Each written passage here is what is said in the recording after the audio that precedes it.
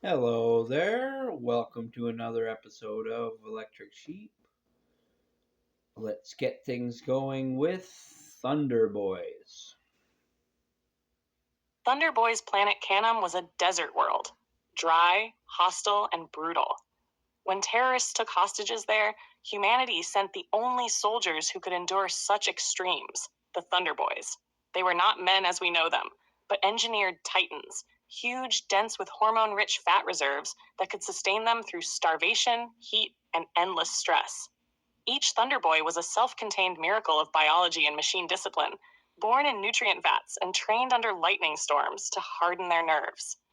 They were dropped from orbit like meteors, falling through the atmosphere in streaks of fire. Their impact craters filled with boiling sea as they sank into the warm oceans of Canum. For weeks, they swam, burning through their fat, their minds sharpening, muscles tightening, instincts crystallizing into perfect lethal focus. By the time they reached land, they were gods of war. The mission was short, decisive, and devastating. The terrorists never saw them coming. Hostages were recovered, enemies neutralized, and the Thunder Boys accounted for. 7 of them, at least. 7 recovered, 1 lost. Thunder Boy 8 had been misfired far off course, hurled toward the lower pole of Canum, a wasteland of frozen dunes and endless wind. He should have died. The others assumed he had. His mission beacon never lit, his command chip never triggered. The ocean was too far. His war never began. But his body did what it was designed to do, survive.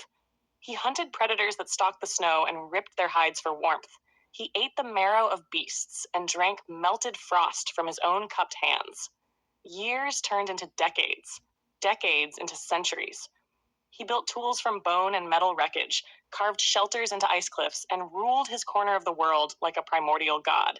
He had no name, no orders, and no end. When humanity returned centuries later, searching for relics of its old militaries, their scanners found a life form that shouldn't have been possible. Vital signs, strong and steady.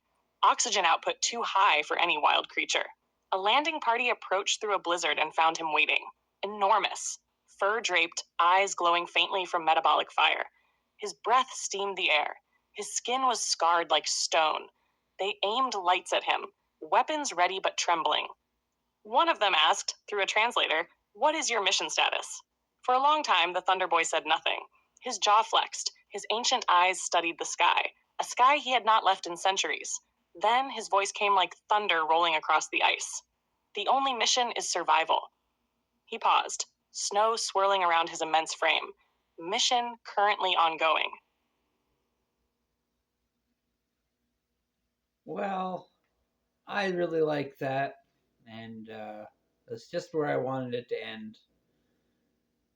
Because sometimes I think the beginnings are the best endings, kind of thing. Like, sure, maybe you could say nothing happened in the story, but I think a lot happened. He lived a long time, but it wasn't really described all that much. But I think you can imagine all sorts of crazy things happening in that amount of time. But that's kind of the story of life itself. That's just the mission of survival. Life is more than just mere survival, but it's also the tip of the iceberg, but it is part of the iceberg all the same, a very important part. I think it's life itself, survival is an amazing victory, and that's kind of why I wanted to leave on just that. But in his lack of a mission, he had found a very straightforward mission that seems to have brought him a lot of satisfaction to some degree. At least I would like to think so. The eighth Thunder Boy. Alrighty. I just wanted to wish you all the luck in the world. My name is Joseph Arthur Roszell, and I want to thank you for watching. And I want you to remember that I love you. Peace out.